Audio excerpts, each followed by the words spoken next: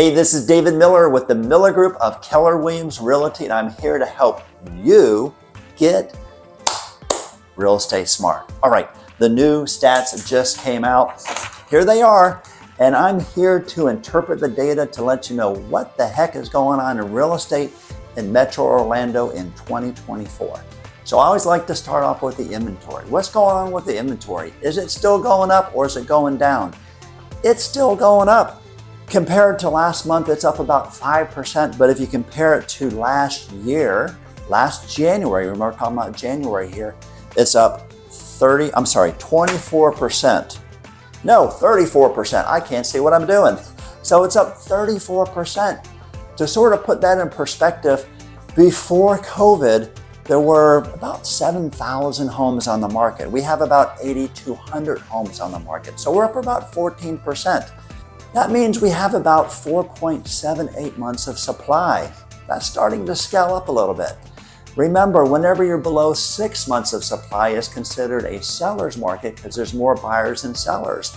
So we've been down since 2011. How many years is that? 13 years. It's been around the 2 to 4 month range, and we're about to hit the 5 month range right here. So we'll have to see if that continues here. Now, why is the inventory going up?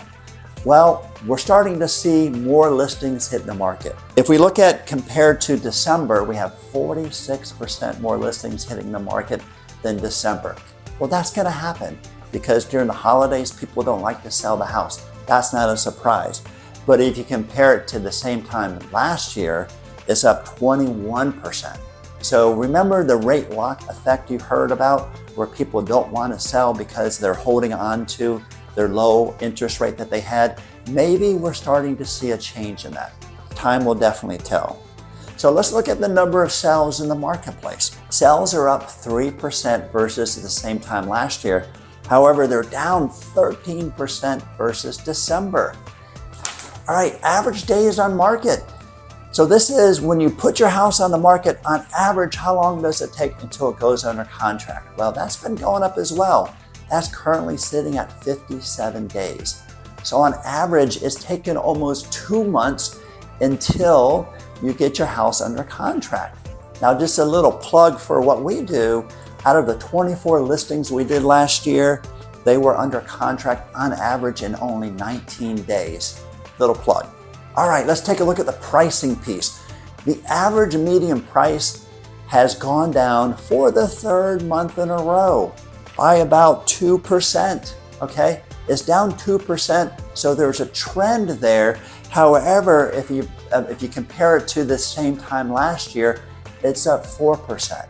So we're gonna push that on seasonality. In the last 4 months of the year, that's when it does slow down and there's less sales. If there's less sales, that means there's less leverage for the sellers, and you're gonna see that. So we are expecting that to change as more buyers enter the market, but that depends on one thing. That depends on the interest rates. Interest rates for January average about 6.5%, and for December they were 6.6%. So they went down a little bit, however, they are bouncing. So to summarize it, as you can tell, from a listing perspective, we're off to a hot start. There's a lot of properties in the market. So if you're a buyer, there's a lot to choose from. If you're a seller and you're thinking about selling, you might want to get the house on the market sooner rather than later because it really depends on what happens with the interest rates. As you know or don't know, when we start getting good economic news, like there's more jobs in the market and stuff, that actually hurts the interest rate because it's based on the 10-year bond. If there's anything we can do to help you either buy, sell, or even build wealth through real estate, please let us know. Be glad to help you out, and I hope that you are now real estate smart.